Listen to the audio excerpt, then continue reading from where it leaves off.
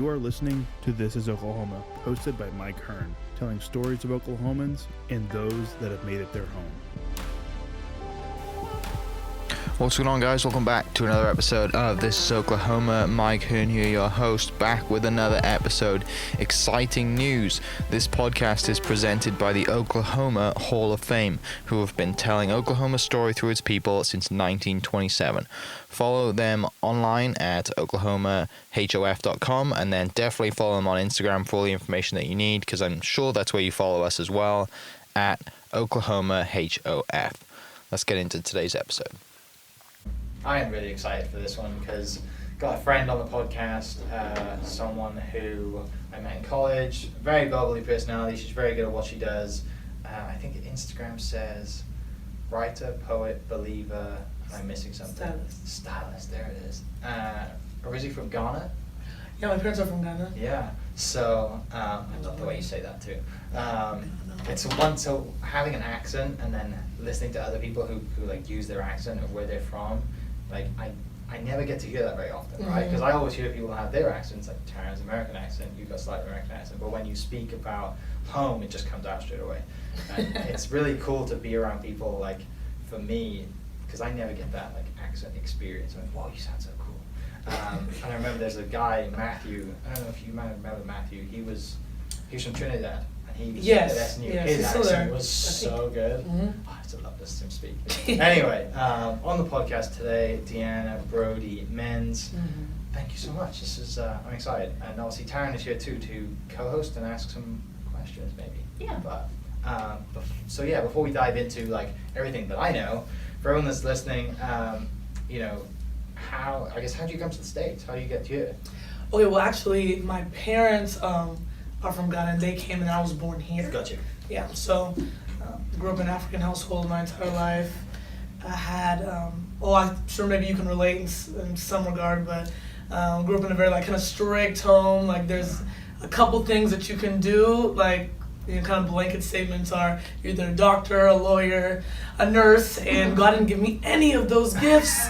So he gave me writing and speaking. And I like fashion, and so I had to navigate through that. It was kind of difficult in some areas, but yeah, it was kind of the family I grew up in. Yeah, I was lucky. I think my parents realized from a young age I wasn't gifted at anything like school-wise, so they probably just, you can be good at sports, and we'll put your time into sports.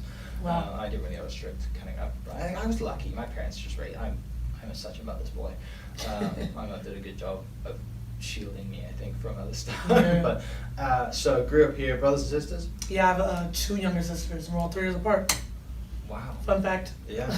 I mean, knowing you and knowing how like bubbly you are and just the personality that you have, do you get that from your parents? Do you get that from family? Is that just... Yes, I think, I don't know, African culture is already like vibrant and fun already, and so I think I acquire a lot of like just the color in my own life, from that. But my mom is a very like bubbly personality. Like if you meet her, you'll feel like she's your own mother type of thing. She's just fun, lively, so I definitely get that from her. Yeah. For sure. So growing up here, going to school here, you spent all your time in Oklahoma.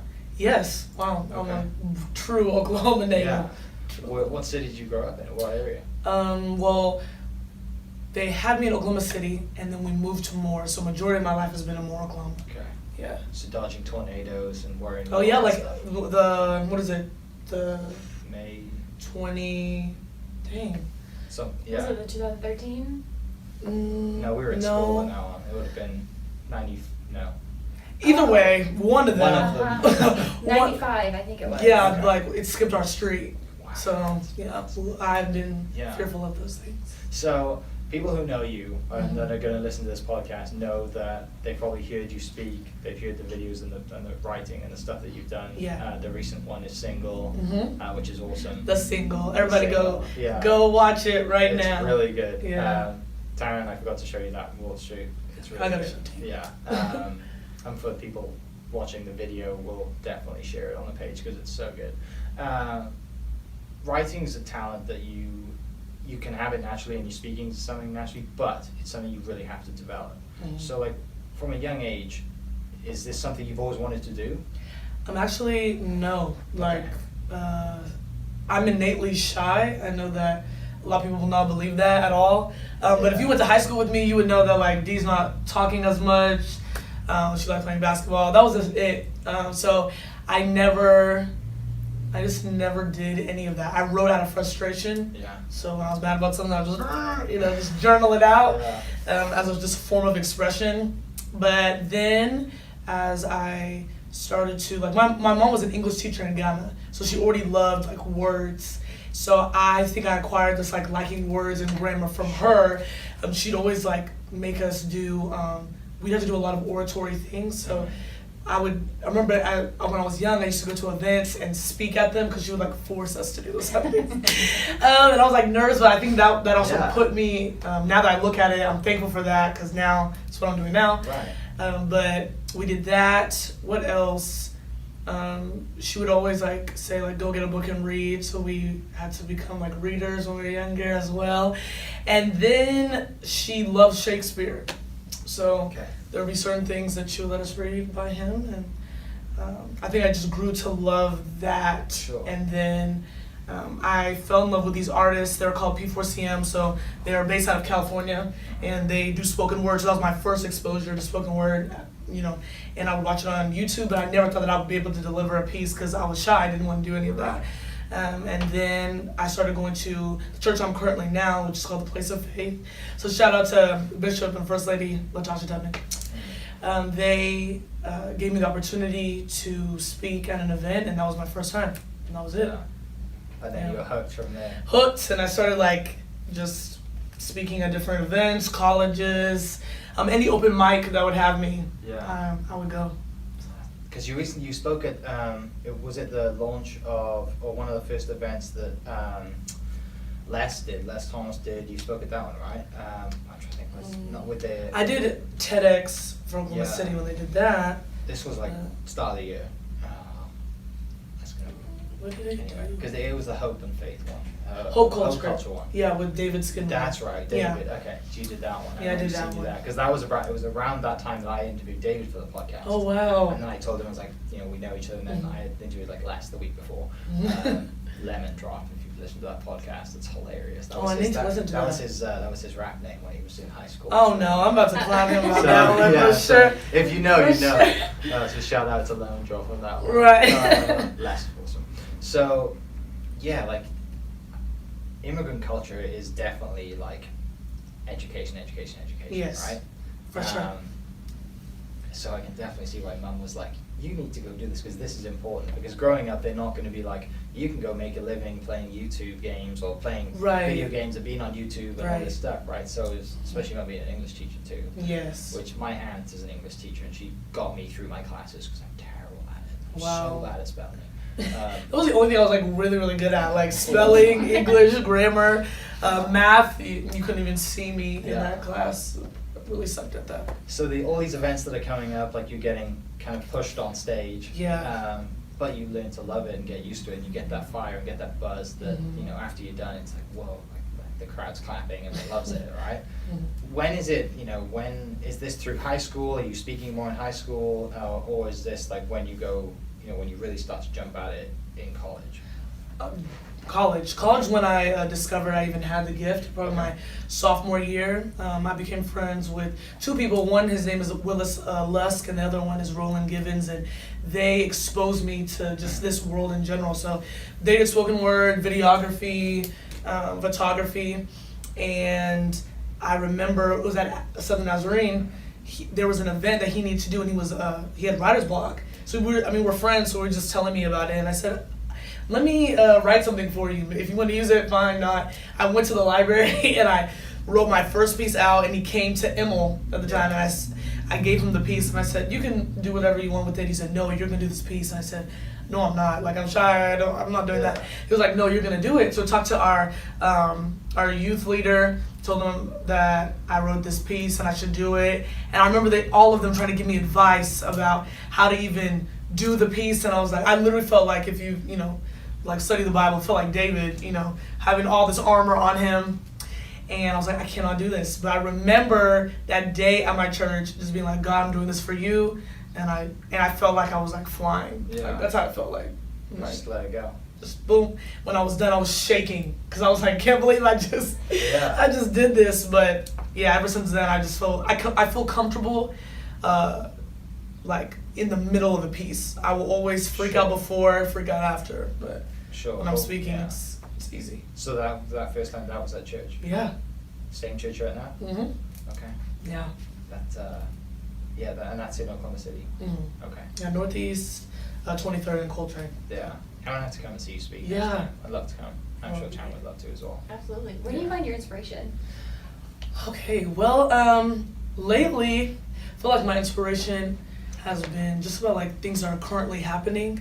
I'm a part of a collective called Ex Nihilo, and so they now give like writing prompts, and so every month I'm expected to produce something. So that's where I'm getting my inspiration like now. But back then, I really believed that like the Lord would give me things to write about, and I would sit there and I'd feel like, like, I don't know, when you watch TV, it's like a mad scientist, you're like, like I don't even notice what I've written until afterwards. And so in the beginning, definitely like the Lord would give me just different topics and I would write about them. And I feel like now, like current events, things that are going on, inspire me to write.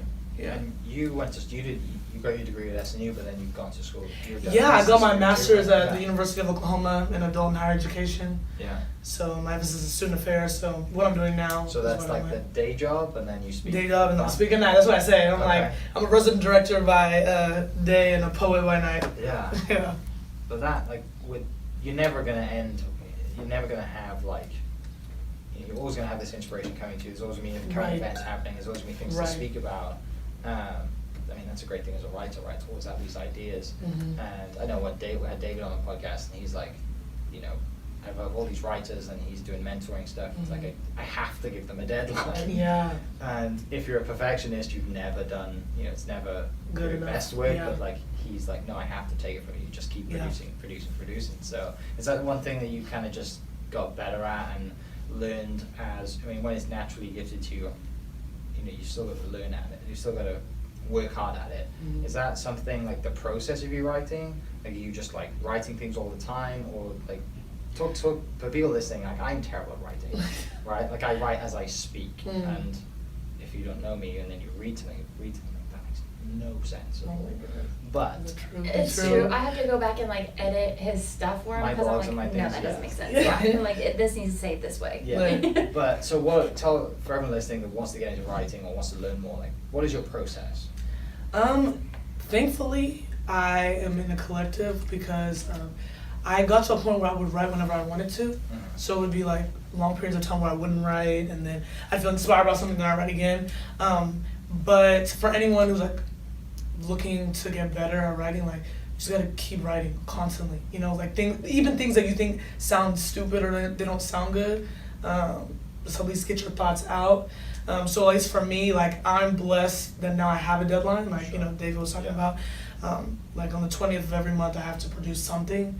So I have like 3 weeks to figure it out, But I think more so now I'm in a place where, like, because I know there's deadlines, I'm just writing down thoughts and not like thinking too much about it. If you think too deeply about it, you won't write anything. Having a perfectionist mindset, I used to really struggle with that. But prior to that, I used to speak at a lounge called Ordinary People Lounge, and there was events every Thursday. Okay. So I would always put myself on like that deadline. By Thursday, I gotta have something memorized and ready to put out there. Does it matter how long it is, how long the write is, how long the speech is? No, actually, no. But unfortunately, like, I kind of like a novelist. Like, I could write a book, really.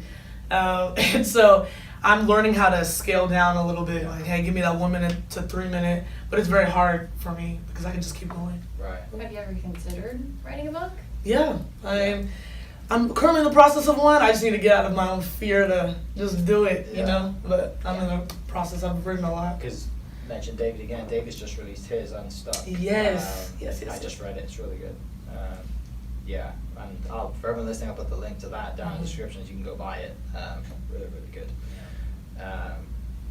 So you mentioned you really like basketball growing up. Yeah. Do you draw from basketball as in some of your writing as well? Yes, actually. Like competitive spirit from it? Actually, definitely the competitive. So I'm very competitive. Okay. So I I feel like I gotta win. You know, like if we write something, I gotta finish it first. Right. You know, so fortunate, but I have that in me. And then I definitely use some analogies. And I'll try to think of one that I just said recently. I'm trying to think. What did I say? Oh yeah, I said. Okay, they say follow your heart. What a lie. When the heart is deceptive and feeds you feelings of pride, you must go to the one who holds the key and guard your heart from the likes of these that put on the same jerseys and tell you that they're on the same teams. Yeah. So I use some of those a little bit. Love it. Yeah. Yeah. So good. Yeah. And I think by doing that, right, you connect with so many more people. Yeah. Right, by bringing in kind of common sport analogies or whatever it is. Like, yeah. And I know a lot of the stuff that you do is faith-based, but there are people out there that aren't faith-based, right? So I'm sure you relate to them as well. Mm-hmm. And I mean, I could listen to you talk all day, like stuff like that. It's a great skill to have, and I think you're blessed in both ways, right? You're blessed as a writer, but then you're blessed in the way that you deliver it. Because a lot of people just write and then they have somebody else deliver it, right? They get on stage and like I can't get the words out. Right. Delivery is such another talent to have, and you're very good at it. Thank you. We're at this point now, right? You really haven't been doing it that long, right? Maybe like 4 or 5 years. Yeah. In the grand scheme of things, yeah.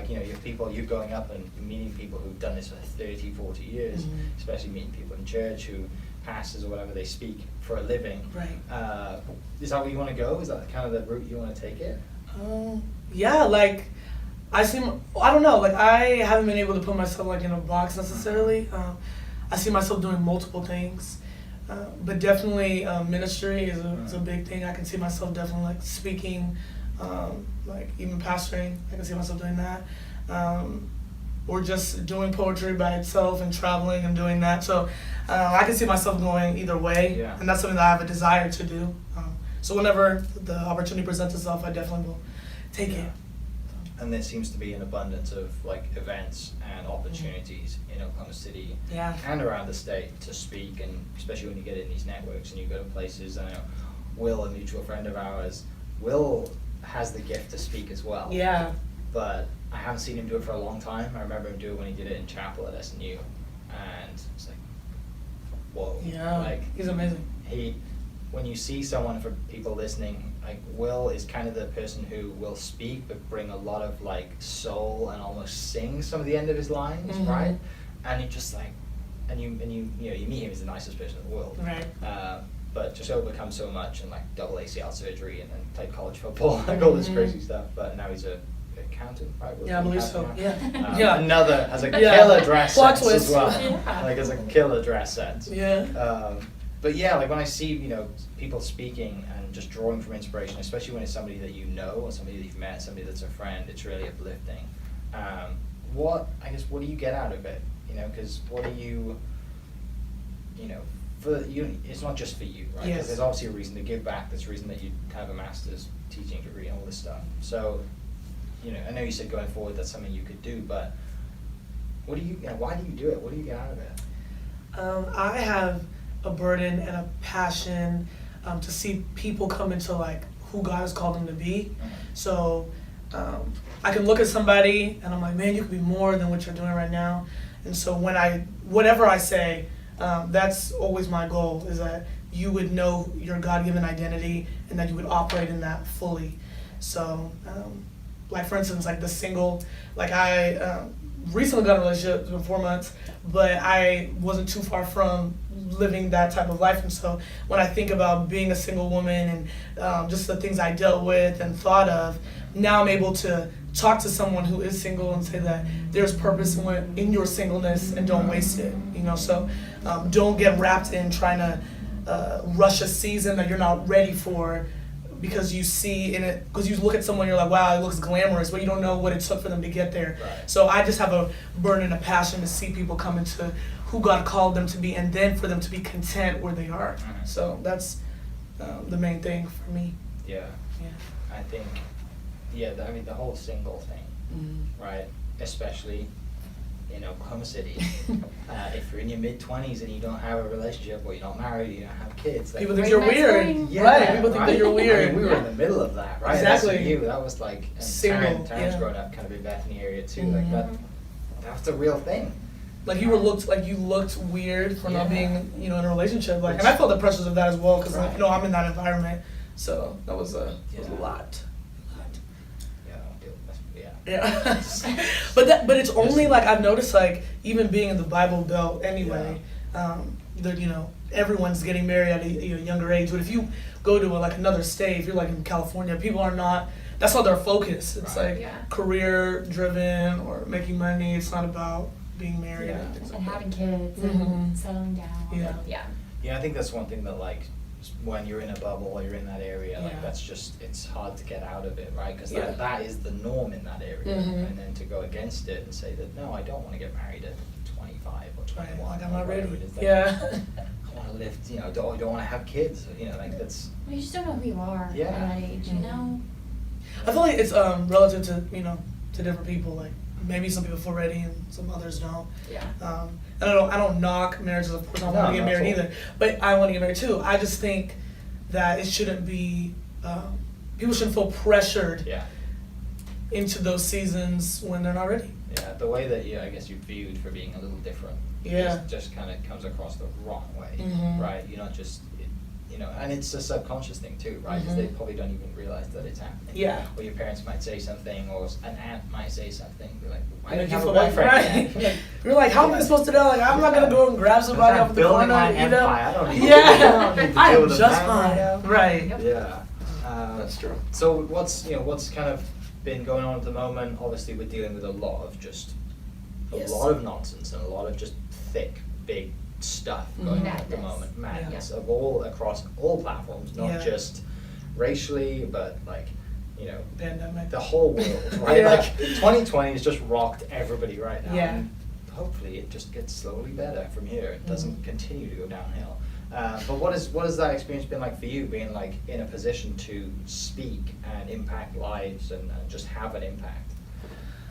That's a good question. Honestly, like, I think it all depends on like your perspective. Like at first, I was sad, just like being a human. You're gonna be sad. You're gonna have hatred in your heart, anger, but like as a believer, like I'm called to believe. I'm called to believe that God will help me through this. Will help those I'm around.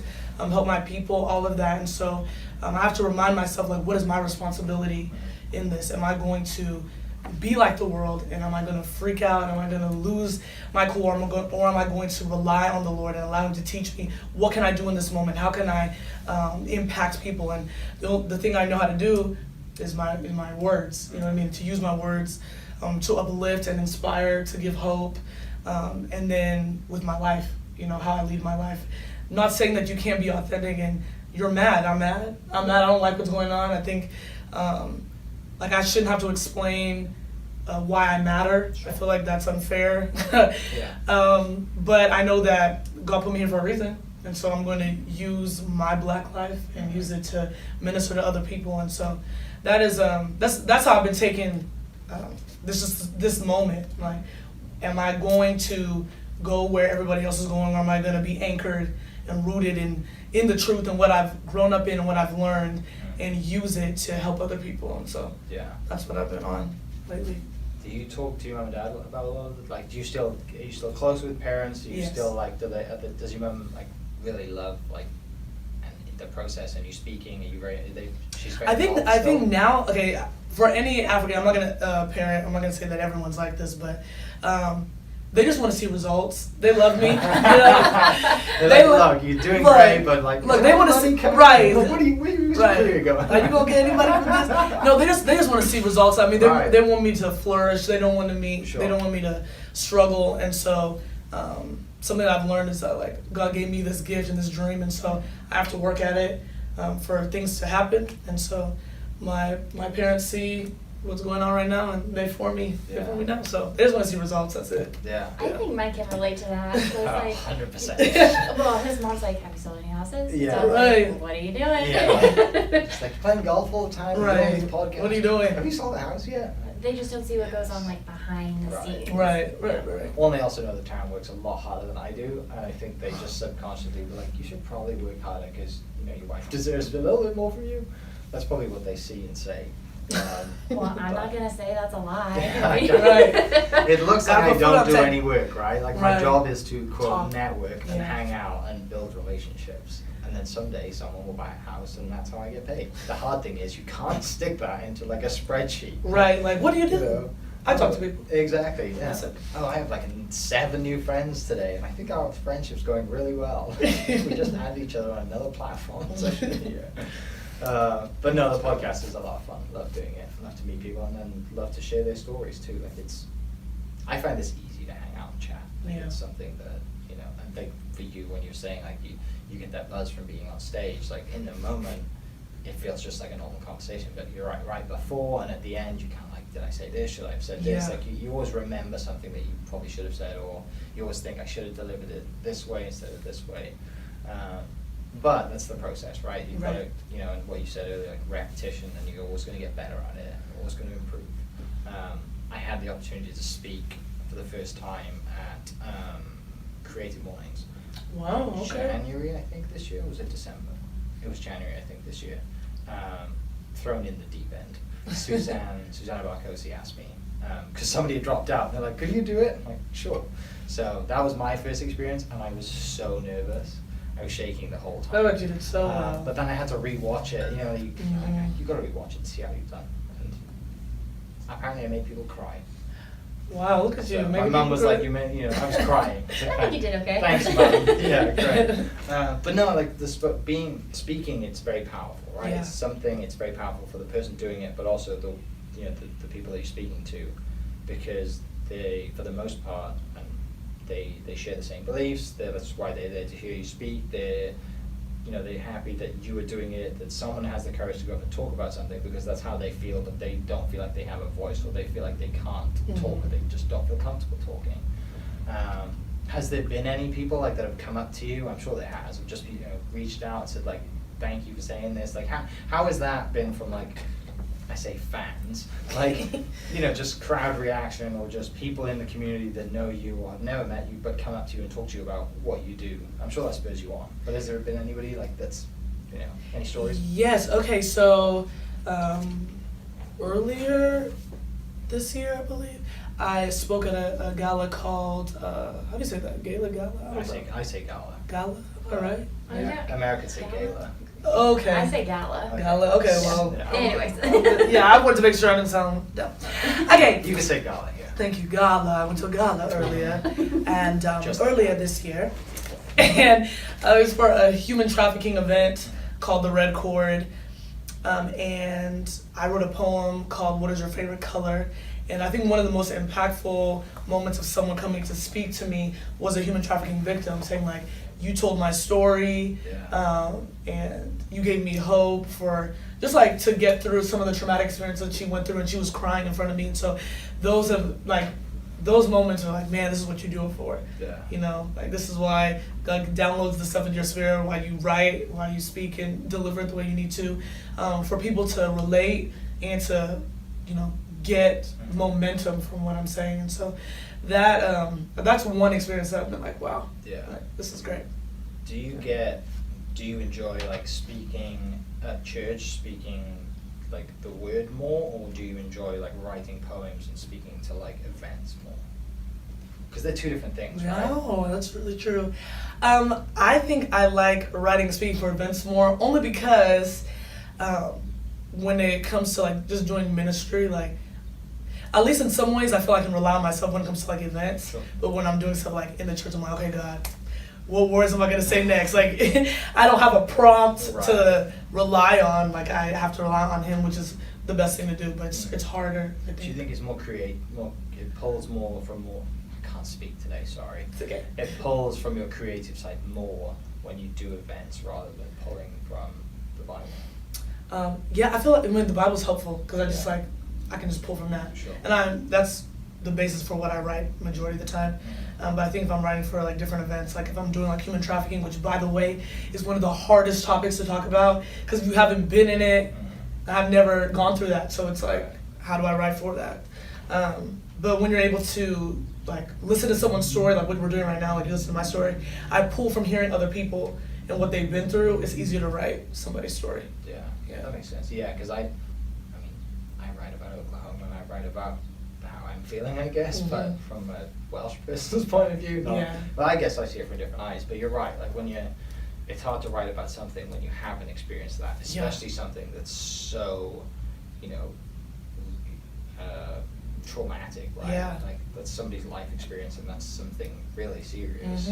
Like it's hard to relate. Yeah. Well, you want to do it justice as well. Yeah. Exactly. I don't want to just like act like I know when I don't know, and so I had to gather a lot of information before I even wrote. Right. that. What's coming up? Your events coming up? Where are you speaking?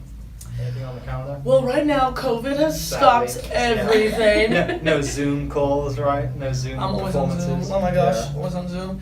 No, right now I'm just creating content and making my own events, if that makes sense. Do we have a YouTube channel? We do have a YouTube channel, Deanne Brodie-Mends. Go check that out. I'm going to revamp it so it's going to be at the Lady Deanne, so everything's going to be at the Lady Deanne, but right now it's Deanne Brodie-Mends. So I do have a YouTube channel, the singles on there, the testimonials of the women are on there as well. And there's more things on the way. Like I have a series of things I'm trying to put out. Okay. So tell me about it. Okay. Yeah, let's hear about it. The single, which is like my baby right now, I'm so glad that like I titled it that, because like when you hear someone say I'm about to drop a single, it holds weight, right? Yeah. Everyone is just like, I want to hear that. It's a foundation for everything they're about to birth. So I called the single I called it the single because I believe that people look at singleness as a curse. They don't think that it holds weight, but if you build well in your singleness, you will do well in relationships. Right. And in marriage and all of that stuff. So I called it that for that reason. Also like the single entity, it could be up to your interpretation. But mainly I'm targeting singles, what they go through, their life experiences. And so I have like 5 poems I'm gonna put out, like video, like visuals. Like the video that's great. So that's like, this is just a starter. And then I'll have like interviews and different things like that. And all of that will go to the YouTube channel. And I'm really excited for people to check out what's going on. And I've been working on it. And These are all local people as well? Like local friends? Artists. Okay. I'll put artists on there and just, people who have been impacting the city and want to put on the project. So that's something that's really been taking some of your time right now, building that and being creative and sharing other people's stories, because the video is really cool. I don't know who did the video. So one of my closest friends, his name is Stuart Bennett. He does videography, photography, and then Alex Dawson was the editor. So y'all need to go get them. It's really good. Yeah, they're incredible. They're incredible. So everyone's gonna have a video and a video element like that, kind of like a music video, but you're speaking over the top of it. And then are these going? Is there gonna be a podcast? Is there a longer platform coming? Like what? Yeah. So my hope is that I will eventually have like merch that comes out of this, as well as like my own podcast and book. So those are 3 things that I'm really trying to work out. If I could do this, this is easy. Okay. Like this is for me. So like if I can do this, it's just conversations. And if somebody tells you it has to be 30 minutes, no, it can be as long as you want it to be. It can be 5 minutes or it can be 4 hours like Joe Rogan. There is no standard. So if you want to put out a 3-minute video or a 3-minute podcast for somebody to listen to every day, for them to get their little motivational kick, and that can destroy the day, you do you. Because that one thing that, let's say, small pet peeve, if you couldn't tell, of me, that like people, oh no, it has to be this long. Well, no, it doesn't. Yeah. It can be as long as you want it to be. And I think that that's something that, knowing you'll definitely go against the grain on that and be like, okay, I'm going to be as long as it's going to be 2 minutes, it's going to be 2 minutes of fire, or it's going to be 35 minutes of like a real conversation. So out of all the people that you've met, hung out with, and shared stories for, and drawn inspiration from current events, who stands out to you? Who are people that like might be friends and you can shout them out, but like who keeps you going, right? Outside of you know, being a believer and stuff like current events, but is there anyone in life, you know, that you really draw inspiration from, you look up to, anyone that comes to mind? Let's see. Well, one, like my boyfriend Sydney Carter. He's in the corner. He's like, hi. Hey-o. Sydney Carter. Yeah. No, he really does inspire me. Like even when we were friends, he used to tell me that like, man, I can't wait to see, like what your mind does and like how you're able to create. And so he really does make me feel like I can do anything, really. So I'm like, I want to try this, and he's like, okay. I'm like, I'll help you, or you know, that type of thing. So I really draw inspiration from him. He really. I don't know, I feel like he goes against the grain as like an artist as well, like he's not like anybody else. Which by the way, he has a project out called Vibe Package, so everybody should go check that out if you like hip hop, Afrobeat type of thing going on. But yeah, like he really does push me to be the best version of myself, and so I really draw from him. Also, my friend Tavana, she is like a crazy creative, like with just fashion wise, like I feel like I pull from her in that area. She's just good with visuals. I'm not that good with visuals, so she'll help me with that as well. Stuart Bennett is very good at photography and videography, so when I say something, he's able to like, well, let's do this, and let's like build it up like that. I'm trying to think of like other people who we have such like a rich community. Yeah, we do. Creators, right? Yeah, like we do. From all backgrounds, all places around the world. Like it's pretty awesome to be in that community. Because I'm sure you draw so much inspiration from each other and just bounce off each other, and then you create something. Just like ideas and stuff like that. Yeah. I don't know. There's like a lot of people I feel like that are in the city. Like Landy, she does clothing and things of that nature. I don't know. I feel like I'm around a lot of just my friends are creatives. So when they put out something that helps me, like one of my friends, his name is Ray June, like he's one of the hardest working people that I know. He's constantly putting out, whether it's like clothing or music, and I feel like when I look around my circle of influence, I feel like we're all like doing something, trying to impact just the city. There's a lot of stuff going on that a lot of people don't see, and I think those are the people that I draw from for right now. Yeah. Is there anything that stands out that like is a bit of a struggle to deal with, or a bit of a struggle to like produce, or I mean just anything, because we all go through hard times regardless of our backgrounds, and our hard times may look different to other people, and some things that may seem easy to you would be really hard to me, but is there anything that like you really have to work at that's a real process that's not naturally something that you're good at? Yeah, I really, like I'm a visionary, I'm a big thinks, so I have a really hard time with the details. So, like I just have this big idea, but somehow so it's so hard to refine like what all that looks like. So I need someone who is like more disciplined than me, who's like, we need to be here at 6, we need to do this at 6. So that has been my issue. I also have a working's hard. I want to be able to do this full time. So to keep me at full capacity. So I feel like I'm not only working, but I'm trying to produce. So I feel like I struggle with balancing the two, because my mind is, what we're doing right now is where I want to be. Right. So I have a hard time balancing those two worlds. Because like when I'm working, then I have to be focused on work and not this. And so I feel guilty because I'm like, I want to be here, I want to be writing, I want to be doing that. So my goal is that eventually this is what I'll be doing full time, but I'll give my energy, my mind to. But yeah, I have a really hard time focusing and just having discipline for both of those things. I think I share that too. Yeah. Like I'm like a dreamer. So I'm like, oh, I'm going to do this. And Taryn's like, how? Tell me how it's going to work. I'm the realist. Right? He's the dreamer. But I almost think you need that balance You a do. little bit. You have to have it. But I also feel like having a supportive partner is huge. You know, just letting you have that creative freedom to do whatever you want and not being like, well, that's dumb. Why did you do that? Or I don't think I've ever said anything like that to Mike. More like, well, how are you going to do it? And why do you want to do this? And like that She's type of saying thing. it in her mind. She's not saying it. It's like her eyes sometimes. She's like, Sydney knows this, right? Women speak with their eyes, right? Yeah. He's like, probably shouldn't do that. Yeah, and I tell everything on my face, so he'll see it all. He'll be like, Aaron's really good at that too. yeah, he'll be like, oh, so you hate it? Got it. Yeah. Got it. Yeah. So. Yeah.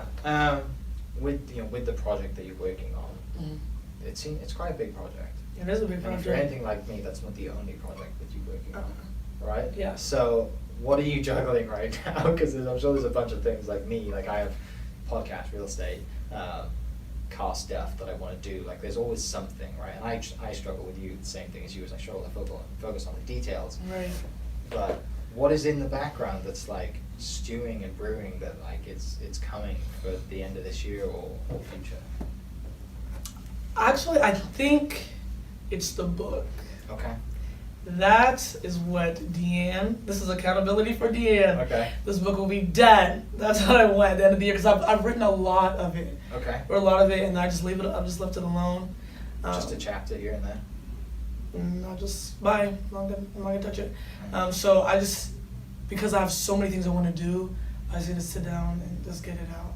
Is the book gonna be like more poems or short stories or? Okay, so this is my favorite part about this book. So, my mind thinks in poetry, right? So, the chapters of the book are the poem titles. So, like when you see the book, you'll see like poem, and then I will like glean from all of that. So I'll talk about Gotcha. everything I'm talking about from that. So that's what I'm working on. So you'll see the chapter 1 and it'll show you the poem, and Mhm. then the next however many pages Yeah. are breaking this down, the reason why, and then Yeah. this is where I draw, this is where I Yeah. draw. So how many poems are in this book? Okay, so it's called Insecurity. So like 11 poems were for my insecurity, but I'm insecurity with Christ. Insecurity. So I have 11 poems already. They're already done. Now I just have to write Okay. from them. Yeah. So it's really, it's already laid out then. Uh-huh. So it's not like you don't have writers, but I mean, it's not like Mhm. I don't know what I'm doing. It's, Just it's sit ready down. to go. So you could have this really done in like 2 months. Yeah. I'm not gonna put that on you. I'm just saying. Put it on me. No, but it really should be done. It should Yeah. be done. Yeah. Well, could see you light up about talking about that. Like you're really ready for this to come out and ready to. I just need to do it. I need to have the this, same excitement sitting down. And that feeling of having it, in your hand as a finished product, Mhm. or however it is that's going to be. And is there going to be video that comes along with the book as well? I don't know. I think you should do a podcast alongside the book and video would be sick. Whoa, it's a lot. No, it's just you reading it. You just have to. Audiobook? That would be kind of Killer, lit. yeah. I You think- just put it in an audiobook and a podcast. It'd be really easy to do. David Hawkins did it. Yeah, exactly. What did I do? Yeah, he read Yeah, his book. David Goggins, have you Or read that book? actually, he didn't Oh, read the it's book. so good. He had Can't somebody hate me. else read his book, and then like after every chapter, or if they felt like something was like interesting and they wanted to stop, Yeah. they stopped and like had like a mini podcast After every Wow. chapter in the audiobook, audiobook. it was really good. cool. Yeah. That's a great idea. That's different. I feel like I don't know anybody doing that. Yeah, he had his Don't best take my friend- idea, people. He had his best friend read it for him, and then they both jumped in and kind of like what you do with a poem, right? You write a poem and then Explain explain it. yeah. That's kind of what they did. And the audiobooks Can't Hurt Me, right? Can't Hurt Me, Book is, yeah. It's like 18 hours long. It's amazing. Wow. It's insane. You but it's feel really like good. it's pretty graphic, and there's a lot of bad words and bad things that he had to deal with that are Yeah. in it. But like what he is, who he is, and how he's come out of it. Crazy story. Military background, the whole SEALs training. Mhm. I mean, just run ultra marathons and done insane stuff. But he's very motivational. I wouldn't say he's very PC. Is that how you say it? Yeah, he's not. He's not a kid's person. Mhm. You have to be an adult to listen to his stuff. But the way that he did it was really interesting because no one has done that. Yeah. Break that down and then you could have. I mean, I know video is not cheap, right? To do videos, you got to have a lot of either friends who are like, yeah, I'll do that for you. Right. No, for real. Because video Gets a little pricey. at a good level is expensive. Right. But yeah, if you get some collabs going and get some people to do the video, that'd be really cool to have a video for each one. Yeah, that's what I really wanted to do with at least the single. Like, I wanted to have some visual representation where you see my face, you hear my voice, so that when I do drop the book, Yeah. you like already know her already, and I know what she's about for the most part. Right. So Are there any events for you that stand out that were like, you feel like it was some of your best, that were like, that's me at my best, that was one that I really remember? As anything stands out like that? Yes. Recently it was like the Red Chord. I met a man named, do you know Tim Ballard? Have you heard of him? He was like this, he's a CEO for Underground Railroad. He's like saved over 750 women from human trafficking. Wow. Yeah, so that event, he spoke and then I spoke after him, and that was, and I got to meet him and all that type of stuff. So that was one of my better performances, I would say, that day. And then TEDx Oklahoma City was a big deal to me. Yeah, that's and which then, is coming, right? Is there another one happening soon, is there? I think so. Yeah, I think so. It's kind of might be happening so. soon. I know they were trying to schedule. I know a friend of mine in Terrence, Mackenzie, is helping out. Hunter's girlfriend, Mackenzie, she helps out with getting everyone together and on like the back end of that, of like making the thing happen. Mackenzie works at that. Mackenzie Hill is her name. But yeah, that's really cool. How was that experience? Which one? The TEDx one. That's a big deal. It was big. I did cry because I like, you know, like when you on stage. No. Like when I got the news that we were actually going to perform, I did it with Les Thomas, and he has a song called Freedom, and I do poetry on it, and it got on the radio and everything. So that was like really cool. Yeah, that was really cool. So they asked him, and then they were like, "We need the poet that did it." So but the reason why I cried was because like when you're in school and you're a master's, like you're always watching, you know, TED Talks. Right. Everybody's always watching that. So the fact that there was one in my state, and I got to, you know, perform at that was a big deal. With Les as well. Yeah, with Les, and they asked for an encore, so we did it twice. That's awesome. Yeah, it's pretty crazy. Just being around him like lifts me up. Like he's so great. So much energy. Les is the game day host for OSU. Yeah. Oh, okay. So he has a lot of energy. Yeah. Bouncing off. But he's very good at what he does. Yeah.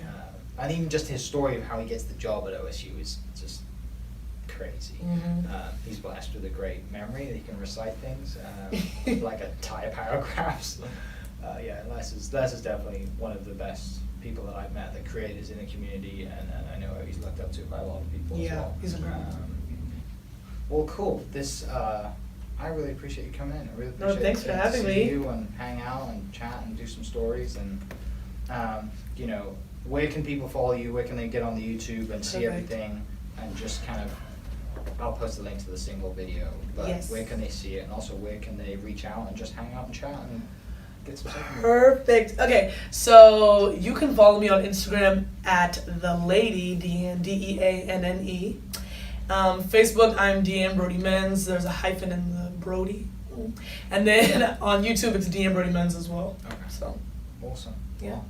And all those will change to the Lady Deanne at some point. Okay. Why the Lady Deanne? So guys, I hate that this is coming out. Okay, so my name's actually Lady Deanne. Like Lady. Yeah. I know, plot twist. That's awesome. Why don't you just go by Lady? Yeah. Oh, I hope I am. Because okay, let me tell you this story. Mom and Dad like. Oh, I'm about to tell you this. I'm literally about to tell you this. Go away. So there's one basketball game. So like at home, everybody knows me as Lady, and in my life, it's a Deanne or D. Okay. Yeah. So it was one basketball game. We were leaving, and I was walking ahead of her, and she was like, "Lady," and I did not turn around because I just did not want her to acknowledge me as that. And then she finally realized that, you know, I wasn't just, she was like, Deanne, and then I turned around. So it's really, really bad. That's a horrible memory that I have of that. But no, it's recently, like, my friends, one day I dropped my debit card on the ground. Yeah. And they saw my name, and they're like, what, your name is Lady? Yeah. And I was like, yeah. And I just felt like it was just a weird name. Okay. Like, growing up, like, you know, people call their dogs Lady and, like, stuff like that. So, it's just recently that I'm like, this is me, this is my name. Yeah. It's unique, it's right. different. I love it, yeah. it's great. But I can totally see with like, hey lady, come over here, like, who is shouting at, why are you shouting at a random lady, right? Because that's kind of how it comes across. Right. Like the whole like, hey lady thing, like, what are you doing? Yeah. You know, I really should write a poem hey, called Lady Deanne and then just tell everybody. That would be a funny story. Yeah, it's So- my name. mom and dad tell you why they chose that, or was it like family Yes. thing? Like So my grandmother had a lady, literally named Lady, yeah. who she was friends with, Okay. and so she told my father, and my dad was like, "We're gonna name her Lady." Yeah. And that's where it came from. Like, so it was a woman that my grandmother like loved Right. and Yeah. just admired, right? Not some random lady, and she just Someone who admired so impacted your much, life, right? yeah. And so they're like, "You have to name your first child Yeah. that," and that's my lot. Yeah. My brother's middle name is John after our next door neighbor when we grew up, like as kids. Wow. Yeah, because I grew up with his middle name John. Her name was Mrs. John, and she was the sweetest old lady. She was awesome to us, and my parents put my brother's middle name as John, that. yeah. I think that's why anyway. That's what we tell him. I mean, she was the nicest lady ever. But yeah, like you have that, right? You don't, family draws from someone who they doesn't have to be family to pull that name, Right. right? Someone they remember and someone that made good memories or whatever. Mhm. That's what's that like in school? And we Nobody never knows. passed together. Yeah, like, I mean, nobody knew my name was Lady. I always went by Deanne. Yeah. Well, like even in like elementary school when they're calling roll, like they didn't call you lady. Mm-mm. No? I think it was just Deanne. Yeah. It was just Ah, Deanne. got It was- lucky. I did. Yeah. No one knew unless you were close to me. Like, you know how like, what is it, Hannah Montana? Yeah. I always felt like that because like one day I was Hannah and then I spent out with Miley. And at school everybody knew me as Deanne, but if you were close with me, you knew that my name was Lady. And I just try to keep it a secret forever. It's not a secret anymore. Yeah. So You Embrace should it. definitely, if you ever have kids, you should keep it family. You're like Lady Second, Lady the Second, Lady Deanne the Second. Just I don't know. that would be funny. Let's go You could just far. pass that on. Oh my gosh, just pass Lady on. Well, Yeah. even like as a middle name. I don't know how that's gonna work. Right, because it's like what is it? Like you say Lady before Like a my title. name, like Yeah, a title. So yeah. to call someone like Deanne. That must would have be been weird. funny. People seeing like your That's name. kind of They were crazy. like, That's yeah. hard, though. They would have seen that Lady, name and been whatever. like, That's hard. is Lady her name was Lady her title, right? Ah, Can you imagine yeah. seeing, people put Doctor or Mister or whatever. Yeah. Sir, So, yeah. Yes, sir. my title is Mister. Lady. It's like, no, my name is Lady. Yeah, Yeah. you can call me Lady. Yeah. That's thanks mom and dad for that one, right? I know, Well, they're thank the you, Gran, best. for that one. Yeah. That's awesome. Well, another great story to end the podcast. Love that. Right. Yeah, thank you so much for coming in. I'm really excited to see you whenever that happens on stage speaking, and also whenever I guess is church open yet? I No. don't want to invite myself to your church, but I would love to come. No, you're invited. Right. Like you can come with I would me. love to be there. I would Yeah, love to come see with me. that. Does Will go to the same church as you? No, you don't. No? Okay, because Will's, I know, was fire as well, right? Hmm? I want to see Will speak. Yeah. Will's very good as well. Yeah. I know he's very involved. But yeah, for everyone listening, I'll post all the links down below for everything we've just mentioned, YouTube channels, where you can definitely get the book at the end of the year. And website And as well. website. Yeah. And yeah, we will go follow at the Lady Deanne. Yeah. Awesome. Thanks Thank for you. listening, and we will catch you next episode. Cheers. This podcast was presented by the Oklahoma Hall of Fame, who've been telling Oklahoma's story through its people since 1927. Follow them online at oklahomahof.com and definitely on Instagram at oklahomahof. Catch you next episode. Cheers. Thank you for listening. We are inspired by those around us and hope that you are too. Make sure you subscribe to this podcast on your favorite podcast platform and leave us a review so we can keep telling your stories. For more great Oklahoma content, follow This Is Oklahoma on Facebook and Instagram.